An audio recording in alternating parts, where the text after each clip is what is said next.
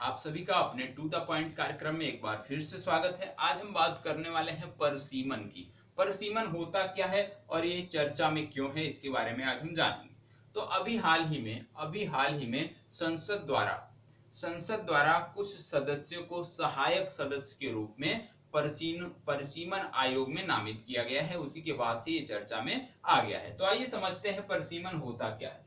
परसीमन आयोग आपने सुना होगा। परसीमन क्यों होता है? तो परसीमन जो है ये संसदीय या विधानसभा के जो क्षेत्र होते हैं, जो हमारा संसदीय क्षेत्र होता है, या राज्यों की बात करें तो जो हमारा विधानसभा क्षेत्र होता है, इनमें क्या होता है, चुनाव क्षेत्रों का पुनः सीमांकन होता है।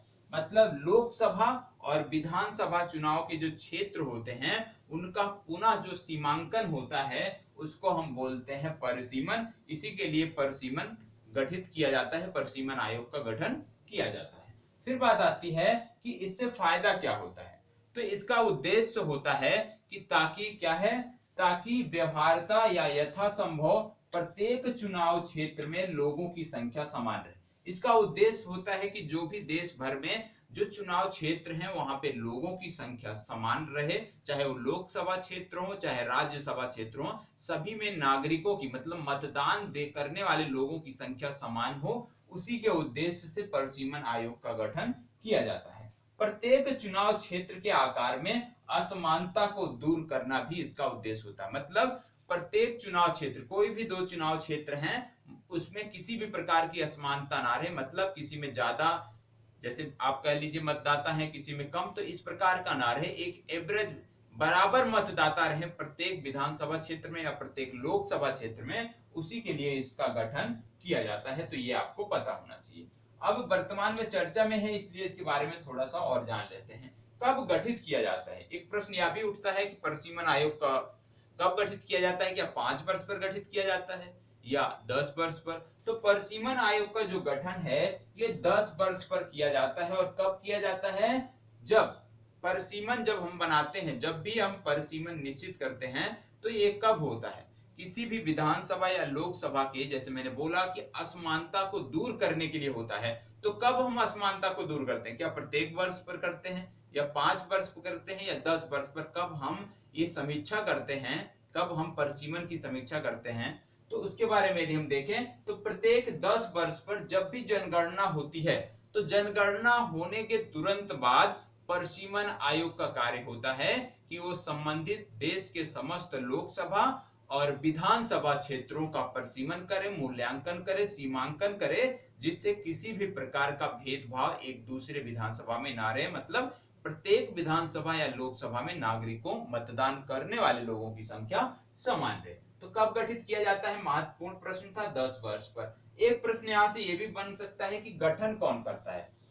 तो इसका गठन जो है संसद करती है। संसद द्वारा परसीमन आयोग का गठन किया जाता है और इसमें चीफ इलेक्शन कमिश्नर और सुप्रीम कोर्ट और हाई कोर्ट के 2 न्यायाधीश भी शामिल होते हैं। जो आयोग बनता है परसीमन आयोग, वहां पे मुख्य निर्वाचन अधिकारी जो हमारे होते हैं, केंद्रीय निर्वाचन अधिकारी, वो और सुप्रीम कोर्ट और हाई कोर्ट के जो 2 न्यायाधीश इसमें जुड़े होते हैं। और अभी हाल ही में जो किया गया, वो क्या किया गया है कि अभी हाल ही में कुछ लोगों को इसमें सदस्य नहीं बनाया गया है, सहायक, इन सदस्यों की सहायतार्थ नियुक्त किया गया है, नामित किया गया है। तो इन सदस्यों, जो अस्थायी सदस्य हैं परसीमन आयोग के, उनके सहायतार्थ, उनको सहायता देने के लिए जिन सदस्यों को नामित किया गया है, उनका भी नाम ऐसे महत्वपूर्ण नहीं है, लेकिन हम पढ़ रहे हैं तो देख लेते हैं। उससे पहले अब परसीमन आयोग में जो चर्चा है, इस अधिनियम 2002 के द्वारा, परसीमन अधिनियम 2002 के अंतर्गत जम्मू कश्मीर के साथ असम, अरुणाचल प्रदेश और नागालैंड, मणिपुर के सहायक सदस्य नियुक्त किए गए हैं। किस अधिनियम के द्वारा? परसीमन अधिनियम 2002 के द्वारा जम्मू कश्मीर के साथ असम, अरुणाचल प्रदेश, नागालैंड और मणिपुर के सहायक सदस्य नियुक्त किए गए हैं। और यही सहायक सदस्य जो परसीमन आयोग के सदस्य होते हैं उनकी मदद करेंगे। अब कौन से सदस्य नियुक्त किए गए हैं, क्योंकि इसी वजह से ये चर्चा में है। तो इसमें जितेंद्र सिंह, आप जानते हैं, केंद्रीय मंत्री हैं, फारूक अब्दुल्ला, मोहम्मद अकबर लोन, जुगल किशोर शर्मा और हसनैन मसूदी, इन 5 लोगों को अलग अलग राज्यों में क्या नियुक्त किया गया है? परसीमन आयोग के सहायक सदस्य के रूप में नामित किया गया है, ये आपको पता होना चाहिए।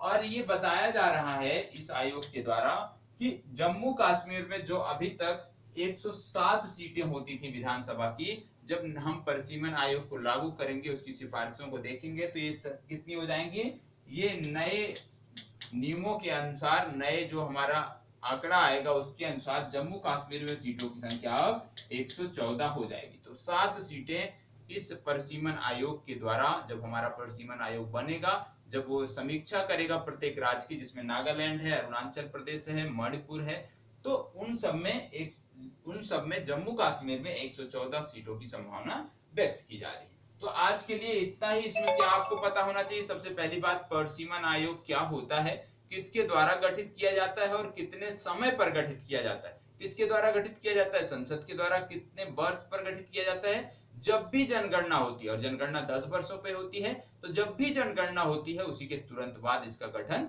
किया जाता है, ये आपको पता होना चाहिए। ठीक है, तो आज के लिए इतना ही। इसकी चर्चा हमने इसलिए किया था क्योंकि कुछ नए सदस्य अभी इसमें सहायक सदस्य के रूप में जोड़े गए थे। तो आज के लिए इतना ही, कल फिर मिलते हैं अपने टू द पॉइंट कार्यक्रम के अंतर्गत। तब तक इसी प्रकार से हमारे साथ बने रहें। धन्यवाद।